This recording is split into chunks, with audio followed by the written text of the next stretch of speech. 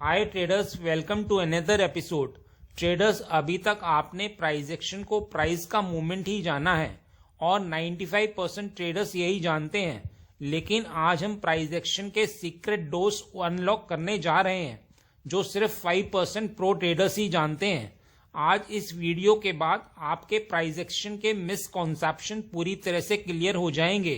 तो ट्रेडर्स, आज हम आपको बताने जा रहे हैं कि एक्चुअल में प्राइस एक्शन क्या होता है, प्राइस एक्शन को कैसे एनालाइज करें, प्राइस के स्पेसिफिक बिहेवियर क्या हैं, प्राइस एक्शन के कौन कौन से फैक्टर्स हैं, प्राइस एक्शन के बेस पर ट्रेड में एंट्री कैसे लें। तो हमेशा की तरह अपना सहयोग देने के लिए लाइक बटन को हिट करिए, जिससे कि हम आपके लिए और भी वीडियो लाते रहें। और यदि आप नए हैं और कई एडवांस ट्रेडिंग नॉलेज प्राप्त करना चाहते हैं तो हमारे चैनल को सब्सक्राइब करें।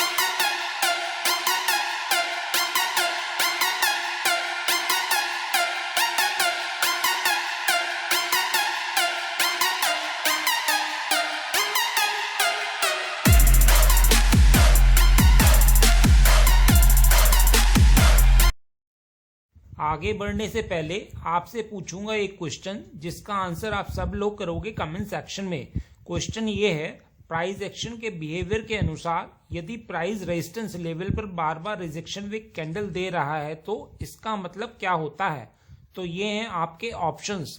ए, सेलर के स्टॉप लॉस क्रिएट किए जा रहे हैं और प्राइस उनके स्टॉप लॉस ग्रैब करके डायरेक्शन डिसाइड करेगा। या फिर बी, सेलर का सेलिंग प्रेशर बहुत ज्यादा है, प्राइस नीचे ही मूव करेगा। कमेंट सेक्शन में करिए उत्तर। जो लोग सही आंसर करेंगे कोशिश करूंगा कि उनके कमेंट को हार्ट दे दूं, ताकि बाकी लोग समझ पाएं कि सही उत्तर क्या है। तो ट्रेडर्स, सवाल ये है कि एक्चुअल में प्राइस एक्शन क्या है। तो ट्रेडर्स, अभी तक आपने यह सीखा है कि प्राइस एक्शन एक प्राइस का मूवमेंट है जो मूव करते हुए ब्रेकआउट, चार्ट पैटर्न, कैंडल्स आदि फॉर्म करता है। लेकिन एक्चुअल में प्राइस एक्शन प्राइस का बिहेवियर है। जैसे कि हम सभी ट्रेडर्स हैं, यानी सभी का प्रोफेशन एक है, लेकिन हम सभी का नेचर और बिहेवियर डिफरेंट है। तो इसी तरह आपको चार्ट पर same candles, same doji, same pin bar, same engulfing candles नजर आते होंगे, लेकिन इन सभी का बिहेवियर डिफरेंट जगह डिफरेंट होता है। तो प्राइस एक्शन एक्चुअल में प्राइस का बिहेवियर है। तो ट्रेडर्स, अब सवाल ये है कि प्राइस एक्शन को ट्रेड करना है तो इसे एनालाइज कैसे करें। तो ट्रेडर्स, आपको मार्केट के बिहेवियर को एनालाइज करना है। तो अब सवाल है कि इस मार्केट के बिहेवियर में क्या देखना है। तो आपको बायर्स और सेलर्स के बिहेवियर को समझना है, मतलब बायर्स और सेलर्स की स्ट्रेंथ और वीकनेस को आइडेंटिफाई करना है। तो सबसे पहले आपको यह मालूम करना है कि मार्केट में आज क्या है, स्ट्रेंथ या वीकनेस, मतलब मार्केट स्ट्रांग है या वीक। तो सवाल यह है कि इसे कैसे आइडेंटिफाई करें। तो ट्रेडर्स, यहां आपके साथ एक पॉइंट शेयर कर रहा हूं जिससे आप स्ट्रेंथ को आइडेंटिफाई कर सकते हैं। यदि प्राइस कम कैंडल्स में ज्यादा मोमेंटम कम टाइम में करता है तो मार्केट में स्ट्रेंथ होगी। आइए इसे चार्ट पर समझते हैं। यह स्ट्रेंथ का पार्ट है। यहाँ पीछे देखिए, मार्केट ने सेल साइड के लिए कितनी सारी कैंडल बनाई, मतलब सेम लेवल पर 8-10 कैंडल्स बनाई, मतलब डाउन मूव के बाद वीकनेस शो की। लेकिन जब मार्केट ऊपर निकला तो उसने पौन घंटा टाइम पास पीछे किया था, वो उसने सिर्फ 3 कैंडल्स में रिकवर कर लिया। तो यह मोमेंटम हमें बताता है कि मार्केट स्ट्रांग है। एक बात और इम्पॉर्टेंट है कि यदि प्राइस स्ट्रेंथ के साथ जाता है तो उसके सस्टेन करने की प्रोबेबिलिटी हायर होती है, क्योंकि स्ट्रेंथ के पीछे ऑपरेटर होते हैं और प्राइस स्ट्रेंथ में रिट्रेसमेंट के लिए सिर्फ 38% ही नीचे आता है, यानी इसके नीचे नहीं जाता है। आइए अब वीकनेस को आइडेंटिफाई करने के पॉइंट को शेयर करता हूं। यदि प्राइस ज्यादा कैंडल्स में थोड़ा मोमेंटम ज्यादा टाइम में करता है तो मार्केट में वीकनेस होगी। आइए इसे चार्ट पर समझते हैं। यह वीकनेस का पार्ट है। यहाँ देखिए, यहाँ कितनी ही रेड कैंडल्स हैं, एक ही जगह पर बन रही हैं। मार्केट 40 मिनट से रेजिस्टेंस पर है, सेलर्स को इनवाइट कर रहा है, लेकिन नीचे तो जा नहीं रहा है और सेम लेवल पर है। तो इससे हमें मालूम चलता है कि अभी सेलर्स वीक हैं और मार्केट सेलर्स के स्टॉप लॉस कलेक्ट करने ऊपर जा सकता है। और देखिए मार्केट लिक्विडिटी ग्रैब करके नीचे आ गया। तो आप लोगों को इस तरह से प्राइस के बिहेवियर में स्ट्रेंथ और वीकनेस देखनी है और इसे आप जिस भी टाइम फ्रेम पर आप काम कर रहे हैं उसी पर देखेंगे। प्राइस के कुछ स्पेसिफिक बिहेवियर होते हैं जिन्हें आपके साथ शेयर करने जा रहा हूं। रेजिस्टेंस पर सेलर्स को इनवाइट करना यानी टाइम पास करना तो मार्केट ऊपर जाएगा। सपोर्ट पर आके टाइम पास करे तो बायर्स को ट्रैप करके नीचे जाएगा। प्राइस को यदि सपोर्ट या रेजिस्टेंस से रिवर्स होना होता है तो वह इमीडिएटली टच करके या फिर उससे पहले रिवर्स हो जाता है। मार्केट ओपन होने के बाद जिस साइड पहला मूव देता है बाद में उसके अपोजिट डायरेक्शन में चलता है। इसे आपको 3 मिनट टाइम फ्रेम पर देखना चाहिए। यदि प्रीवियस डे मार्केट का मूव डाउनसाइड था और क्लोजिंग भी लो के करीब हुई है और next day market gap up open होता है तो यहाँ यदि मार्केट को शॉर्ट कवरिंग करनी है तो इसे तेजी से ऊपर जाना होगा। लेकिन यदि मार्केट ओपनिंग लेवल पर ही समय बिताता रहा तो इसका मतलब है कि नीचे सेलर्स पैनिक में नहीं है। आप अपनी ट्रेड को होल्ड कर सकते हैं, मार्केट नीचे ही आएगा। प्राइस एक्शन 3 फैक्टर्स पर डिपेंड करता है, liquidity, traps, buyer sellers psychology.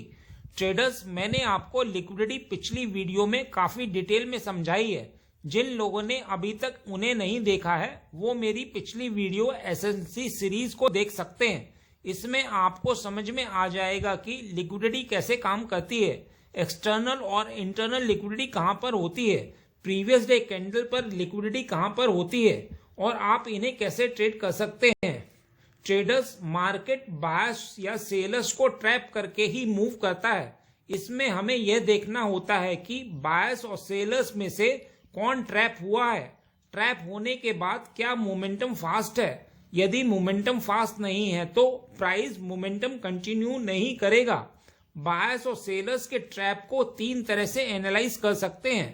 पहला, यदि मार्केट करंट डे लाइव में रेजिस्टेंस के पास सस्टेन करके फिर ब्रेकआउट दे रहा है तो वह सबको दिख रहा है और ब्रेक करने के बाद छोटी छोटी कैंडल बनाकर ऊपर जा रहा है तो यह ब्रेकआउट ट्रैप होगा। दूसरा, रेजिस्टेंस के पास ब्रेकआउट सिचुएशन बनाए, यहाँ एक बार रिजेक्शन लिया, यहाँ दूसरी बार रिजेक्शन लिया और यहाँ तीसरी बार बायर्स की लिक्विडिटी ग्रैब की और नीचे उन लोगों के स्टॉप लॉस थे।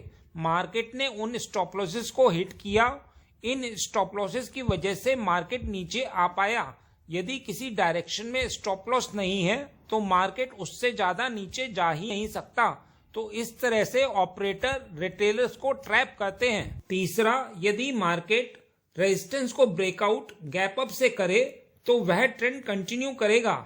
ऐसा इसलिए है क्योंकि लोगों को बताया गया है कि मार्केट गैप फिल करके ही ऊपर जाएगा और यह भी बताया गया है कि प्रॉफिट बुकिंग आती है। लेकिन प्राइस हर पुलबैक पर उनको ट्रैप करके ऊपर जाएगा। वो सेल करते हैं और स्टॉप लॉस ऊपर रखते हैं और मार्केट उनके स्टॉप लॉस हिट करके ऊपर जाता है। बायर्स और सेलर्स साइकोलॉजी प्राइस एक्शन का इम्पोर्टेंट पार्ट है। इसको एनालाइज करने के लिए आपको सबसे पहले यह देखना होता है कि बायर्स और सेलर्स में से कौन प्रॉफिट में है, कौन ट्रैप है, कौन वीक है और कौन डोमिनेंट है। इसे एग्जाम्पल से समझिए। जैसे यहाँ ब्रेकडाउन जरूर हुआ है लेकिन सेलिंग का प्रेशर ऊपर से आया है और आप लोग एंट्री कर रहे हो ब्रेकडाउन पर यानी बॉटम पर, तो इतना मूव होने के बाद सेलर्स ऑलरेडी प्रॉफिट में है। तो यदि मार्केट नीचे जरा सा भी हॉल्ट करेगा तो सेलर्स अपना प्रॉफिट बुक करेंगे। अब इस एग्जाम्पल को देखिए। मार्केट ने बहुत सारे बायर्स को इनवाइट कर लिया है, उनके स्टॉप लॉस नीचे अवेलेबल है। मार्केट फिर भी ऊपर सेम लेवल पर हॉल्ट कर रहा है, मतलब क्विक मूवमेंट नहीं दे रहा है। तो इसका मतलब मार्केट को नीचे आना है। अब सवाल यह है कि प्राइस एक्शन के बेसिस पर ट्रेड में एंट्री कैसे बनाएं। तो ट्रेडर्स, सबसे पहले तो याद रखिए कि हमेशा ट्रेंड की डायरेक्शन में ही ट्रेड करना है। ऐसा इसलिए कहा जाता है क्योंकि जब भी मार्केट अप ट्रेंड में होता है तो वह सेलर को ट्रैप करता है और जब भी मार्केट डाउन ट्रेंड में होता है तो वह बायर्स को ट्रैप करेगा। क्योंकि यदि मार्केट को नीचे जाना है तो वह बायर्स के स्टॉप लॉस हिट करेगा और जब मार्केट को ऊपर जाना होता है तो वह सेलर्स के स्टॉप लॉस हिट करके ही ऊपर जाएगा। आइए आपको ट्रेड एंट्री के 2 सेटअप शेयर करता हूं। पहले मोमेंटम सेटअप को समझ लेते हैं। ट्रेंडिंग मार्केट में जब भी प्राइस फास्ट मूवमेंट में होता है तब आपको डोजी कैंडल बनने का इंतजार करना है और यह doji candle 3 minute time frame पर होनी चाहिए। डोजी की बॉडी यानी कि क्लोजिंग और ओपनिंग को मार्क करना है। यदि मोमेंटम बुलिश है तो आपको 1 मिनट टाइम फ्रेम पर जैसे ही प्राइस डोजी पर मार्क किए गए ऊपरी लेवल यानी क्लोजिंग को क्रॉस करता है तो आपको एंट्री लेनी है। आइए रिजेक्शन सेटअप को समझते हैं। अगर मार्केट ट्रेंडिंग है और टोटल मूव का 38% रिट्रेस करता है तो आपको ट्रेंड कंटिन्यूएशन की एंट्री प्लान करनी है और यदि मार्केट साइडवेज है तो और रेजिस्टेंस पर सेलर्स को इनवाइट कर रहा है यानी सेम लेवल पर रिजेक्शन दिखा रहा है तो आपको किसी भी पुलबैक पर बाय की ट्रेड लेनी है और यदि रेजिस्टेंस पर इन्वर्टेड पिन बार कैंडल बनती है तो लोग यहां पर सेल साइड का ट्रेड लेंगे, लेकिन आपको यहां बाई साइड की ट्रेड प्लान करनी है। ऐसा इसलिए क्योंकि बायर्स और सेलर्स बिहेवियर के अकॉर्डिंग प्राइस यहां इस तरह की कैंडल बनाकर सेलर्स को इनवाइट कर रहा है। यदि इसे नीचे जाना है तो इसको स्टॉप लॉस चाहिए जो कि नीचे अवेलेबल नहीं है। एक बात का ध्यान रहे, यह inverted pin bar candle resistance के ब्रेकआउट के बाद नहीं बननी चाहिए। यदि ऐसा है तो आप सेल साइड प्लान करोगे क्योंकि बायर्स और सेलर्स बिहेवियर के अकॉर्डिंग यहां सेलर्स के स्टॉप लॉस कलेक्ट हो चुके हैं यानी लिक्विडिटी ग्रैप हो चुकी है और प्राइस डाउनसाइड ही जाएगा। ज्यादा कंफर्म एंट्री लेने के लिए प्राइस को पिछले अप मूव के 50% के नीचे आने दीजिए। प्राइस यदि पिछले अप मूव के 50% लेवल पर सस्टेन भी करता है तो भी आप सेल साइड एंट्री ले सकते हैं। तो ट्रेडर्स आप समझ गए होंगे कि आपको चार्ट पैटर्न नहीं चार्ट के बिहेवियर को रीड करना है यानी प्राइस एक्शन के बिहेवियर को। बस इतना ही इस वीडियो में। उम्मीद करता हूं इस वीडियो में दी गई जानकारी आपके लिए उपयोगी रही होगी। यदि हाँ तो लाइक बटन को हिट करिए और यदि आप नए हैं तो चैनल को सब्सक्राइब करिए। मिलते हैं नेक्स्ट एपिसोड में।